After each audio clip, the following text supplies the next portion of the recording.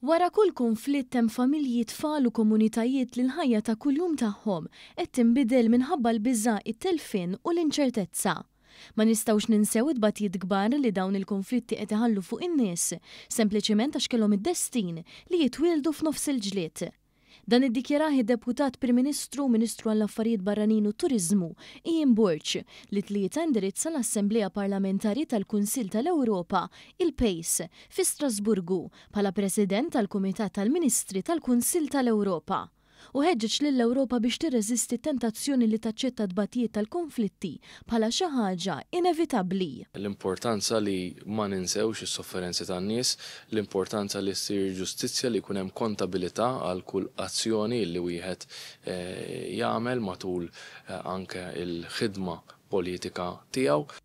Fl-ewwel diskors tiegħu lill-Assembleja Parlamentari mindu Malta ħadet f'idejha l-Presidenza tal-Kunsill tal-Ewropa x-xahar li għadda, Dr. Burch spjega l-prijoritajiet li se jimbotta pajjiżna u konferma li Malta qed iżżomm lill-Ukrajna fuq nett tal-aġenda tal-Kunsill tal-Ewropa u għalhekk kien pass loġiku li tmexxi l quddiem it-twaqqif ta' Tribunal Speċjali tal-Kunsill tal-Ewropa dwar ir-reat ta' aggressjoni kontra l-Ukrajna. F'dan il-kuntest mexxa laqgħa straordinarja tal-Kumitat tal-Ministri biex adotta d-deċiżjoni li tawtorizza l-iffirmar tal-ftehim li jistabbilixxi dan it-Tribunal.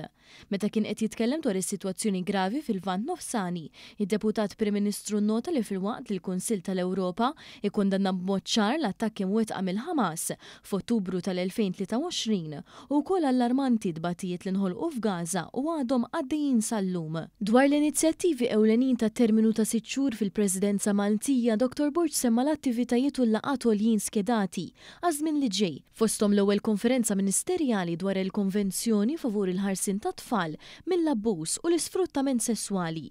Sa dan it-tant id-delegazzjoni Maltija mmexxija minn Dr. Burch kellha wkoll laqgħat mas-Segretarju Ġenerali tal-Kunsill tal-Ewropa Ellen Berset u l-President tal-Assembleja Parlamentari Theodoros Rossopoulos.